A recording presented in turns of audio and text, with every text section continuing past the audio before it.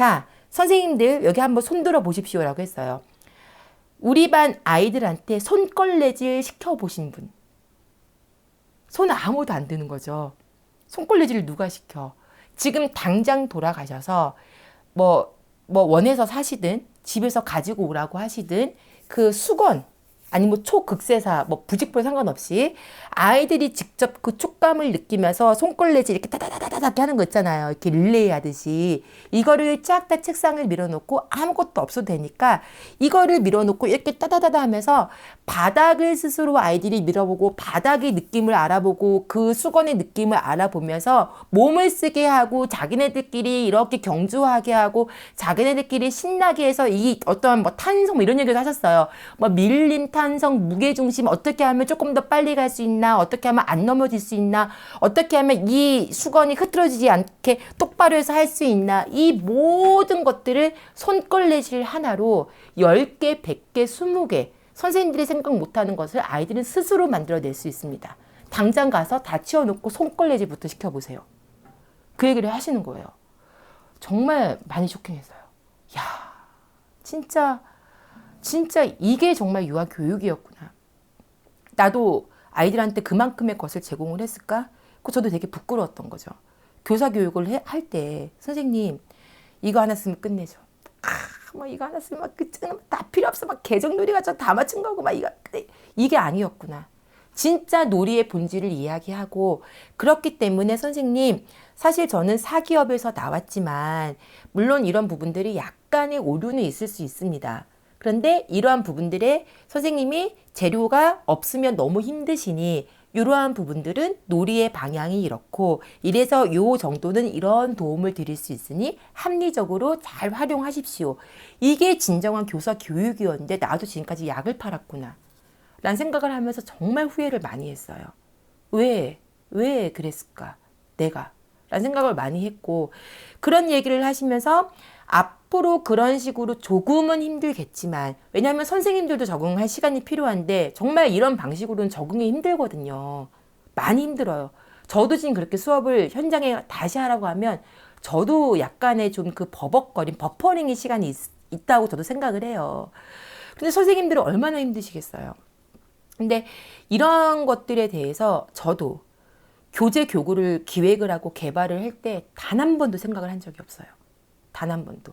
이것이 아이들에게 정말 이러한 느낌을 줄 수 있고 이러한 재미를 줄 수 있겠구나. 이거는 이렇게 해서 선생님들께 이렇게 도움을 주면 되겠구나 라고 생각을 하고 만든 적이 정말 죄송하고 부끄럽지만 단 한 번도 없었어요. 정말로. 그 제가 얼마나 많이 얼굴이 화끈거리고 좀 뭐라고 해야 될까요? 경력을 말했다는 게 되게 창피했어요. 진심으로. 그리고 또 변할 수도 없겠죠. 분명히 어떤 교재, 교구, 프로그램 필요하겠죠. 하지만 과연 이러한 진짜 상황들을 알고 진짜 이런 것들을 이해를 해서 선생님들께 도움을 줄 수 있는 교재, 교구, 프로그램 회사가 과연 우리나라에 얼마나 있을까라고 저는 양심을 걸고 생각을 해봤거든요. 실명을 거론할 수는 없지만 두 손가락 이외에는 없다고 생각을 합니다. 사실은. 물론 사기업이기 때문에 이윤을 남기는 목적 저도 충분히 이해하고 저도 이윤을 남길 거예요.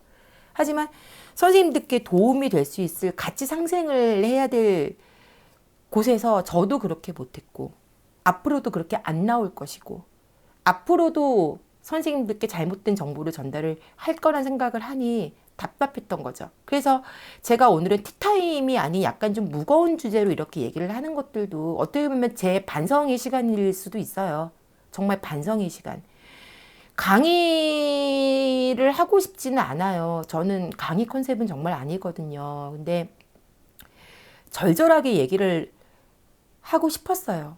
절절하게. 정말로 선생님들이 원하는 건 이게 아니고 진짜로 도움을 줄 수 있고 또 그렇게 개정 누리 과정에서는 이야기를 하지만 의무평가제는 또 다른 얘기를 하잖아요.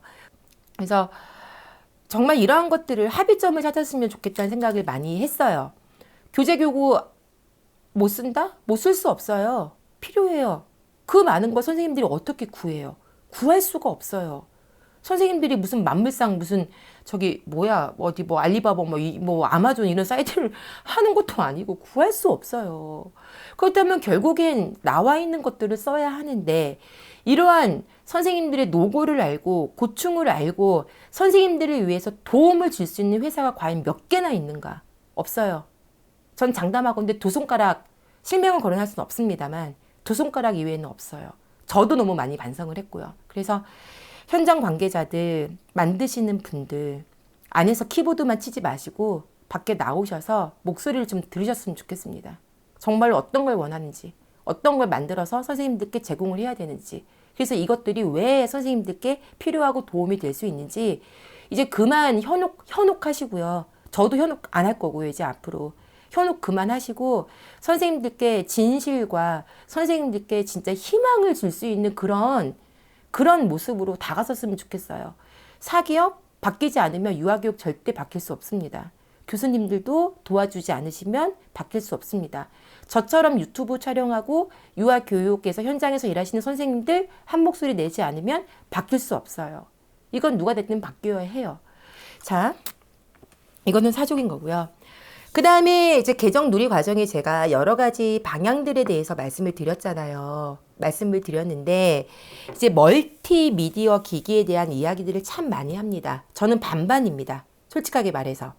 물론 교육부에서 이번 7월 달에 그 초등부터 그러니까 미디어 교육을 뭐 내시로 하겠다라고 하는 말을 했어요. 그리고 제가 지금 이제 그 컨설턴트 방에서 공부를 하고 있는데 멀티에 대한 이야기가 상당히 많이 나오고 있습니다. 동영상을 보여줘도 되느냐, 그거를 가지고 학습지를 해도 되느냐, 그리고 학습지를 했을 때 의무평가제에서 걸리냐, 놀이의 방향이 맞느냐, 맞지 않느냐 인데요.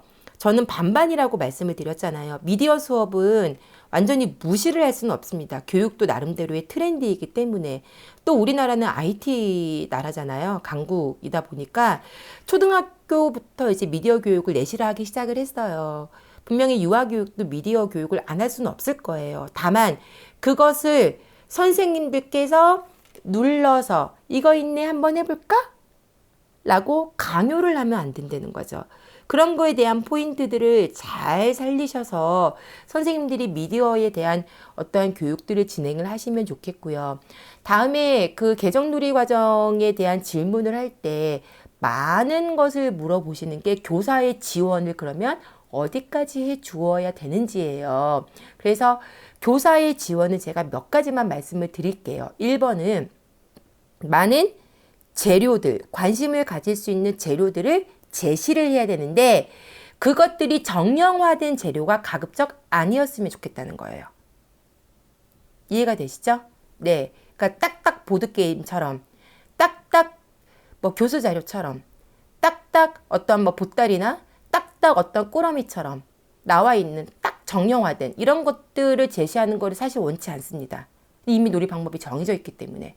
그래서 그런 것들은 좀 가급적 약간 지양하시고 정말로 아이들이 창의적으로 할 수 있는 재료감들을 많이 준비해서 제시를 하시고요. 그러니까 그게 물리적인 지원이고요. 두 번째로는 정서적인 지원을 해주셔야 돼요.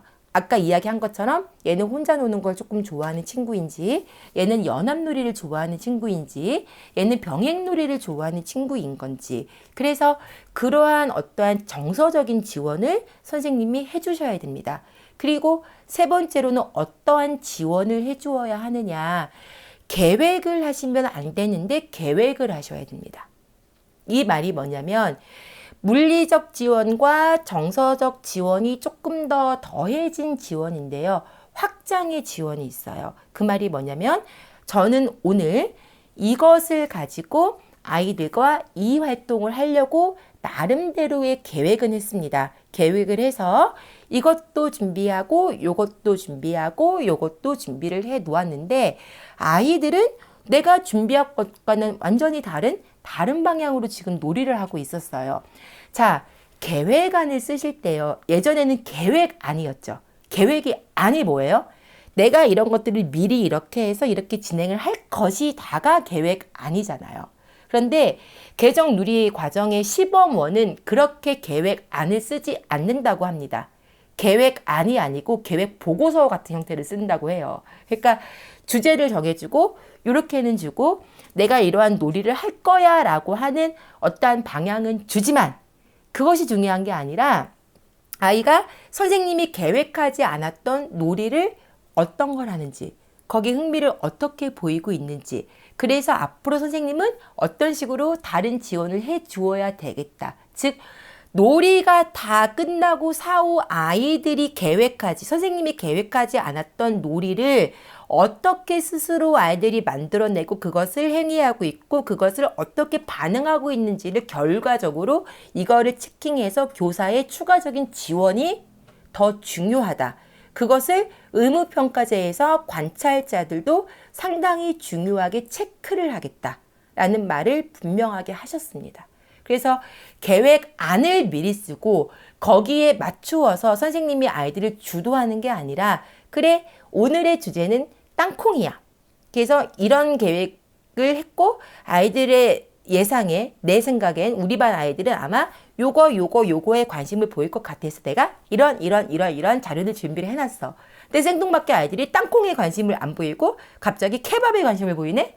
그것 또한 인정을 해주고 어머 내가 땅콩에 관심을 보였는데 케밥에 관심을 보였다. 다음 주에는 케밥에 대해서 또는 내일 케밥에 대해서 내가 다른 자료를 지원해줘야 되겠다. 라고 하는 어떻게 보면 계획안이 아닌 계획 보고서와 비슷한 형태의 그러한 관찰을 진행을 하려는 거예요. 근데 그걸 조금 더 중요하게 보겠다라고 하는 이야기를 하는 거죠. 그 말은 뭐냐? 곧 생활 주제도 의미가 없다는 이야기입니다. 이해가 되십니까? 생활 주제가 의미가 없는 거예요. 나는 땅콩을 준비했는데 애들은 생뚱맞게 케밥을 원해요. 그러면 케밥을 해야 돼요. 그게 설령 교육부에서 12월, 그러니까 12개의 생활 주제로 나누었잖아요. 그거는 말 그대로 가이드일 뿐 원장님이 나는 프로젝트 형태로 1년에 3개의 주제만 갖고 진행할 거야. 그거 존중한다는 얘기예요. 무조건 원경영 철학 존중하겠다. 단 누리과정에서의 원하는 5개의 범주 통합을 해서 그 범주에 맞게 선생님이 계획을 하고 그것에 대해서 지원을 해주고 확장할 수 있게 계속 어떤 재료를 제공해란 거예요. 그래서 이제는 12개의 생활 주제도 의미가 없습니다. 그러니까 프로젝트 한다는 곳들도 1년에 4개, 3개, 6개 나오는 거잖아요. 그러지 않고서 생활 주제 프로젝트 12개가 나와야 되는 거 아니에요? 생활 주제에 딱 맞춘다고 한다면? 맞죠? 그게 맞는 거잖아요. 근데 그게 아닌 거예요. 우리 원의 이번의 목표는 만 3세는 개미, 만 4세는 메뚜기, 만 5세는 매미라고 정했다. 그럼 1년 내내 메뚜기만 하고 개미만 하고 뭐죠? 내가 아까 뭐 얘기했지? 메뚜기 개미, 메뚜기 개미, 매미. 이렇게 하면 1년 내내 메뚜기 개미, 매미를 해도 돼요. 단 누리과정의 5개 범주에 맞추어서. 그건 거예요. 그래서 제가 사기업 프로그램들은 이제 선생님들을 현혹하지 말고 정말로 선생님들이 할 수 있는 것들을 교사와 함께 상생할 수 있는 길을 찾지 않는다면 함께 힘들어질 것 같다라는 예상을 조심스럽게 한다는 게 그건 거예요. 그래서 제가 부끄러웠다고요. 나도 그런 거 생각 전혀 안 하고 이거 하나 써봐. 끝내줘 막 이랬거든요. 그래서 교사로서 부끄러웠다고요. 그래서 개정누리과정은 이걸로만 끝나지 않아요. 사실은 할 얘기가 너무 많고요. 이 얘기를 다 하자면 이거 24시간 풀로 카메라를 돌려도 풀 수가 없어요. 사실은. 그래서 오늘은 정말 간단하게 약간의 개론과 약간의 방향과 선생님들이 걱정하시는 여러 가지 부분에 대해서 정말 포인트, 진짜 간단한 포인트만 제가 말씀을 드린 거예요. 그리고 이제 앞으로는 물론 티타임의 시간도 상당히 많이 가질 거지만 진짜로 이 유교 방송이라고 하는 채널에서 제가 조금 고민을 이제 이야기를 나누어 봐야 되겠지만 저는 이제 모든 재료들을 다 만져볼 거예요. 그리고 웬만하면 선생님들이 접하는 것들도 만져보고 분석도 해볼 거예요. 그래서 정말로 누리 과정에서 이런 부분들은 이렇게 해봤더니 참 괜찮더라. 이런 거는 이렇게 해봤더니 참 훌륭했더라. 선생님도 이렇게 한번 해보면 어때요? 되게 재미있을 것 같아. 라고 하는 여러 가지 진짜 이론과 현장과 이 교사들, 교수들이 이야기하는 방법들을 함께 섞어서 쉽게 풀 수 있는 방법을 연구를 하고 그것들을 정말 출처가 있고 근거가 있는 자료 안에서 만들어서 함께 계속 시리즈로 이야기를 하려고 합니다.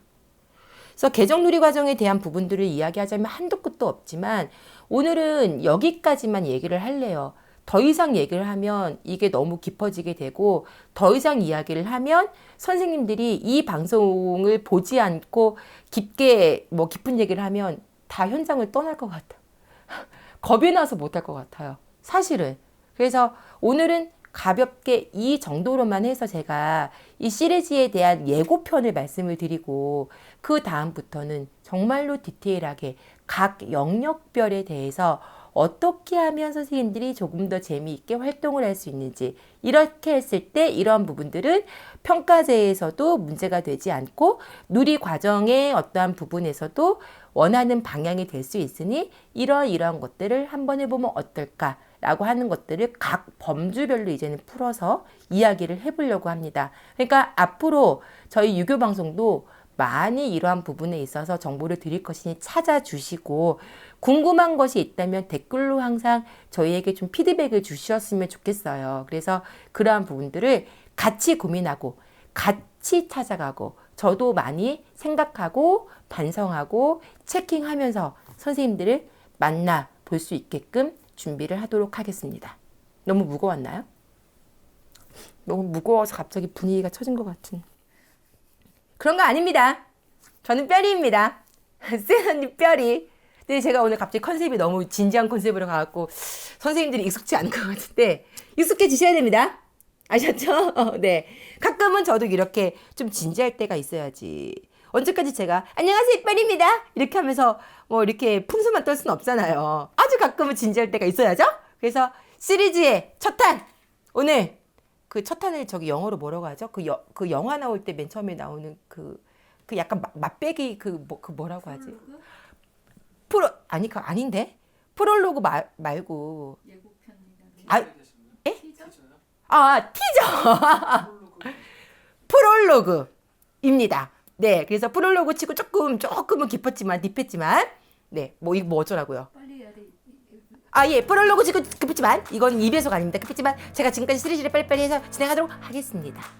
지금까지 저는 뼈리였습니다. 빠이빠이.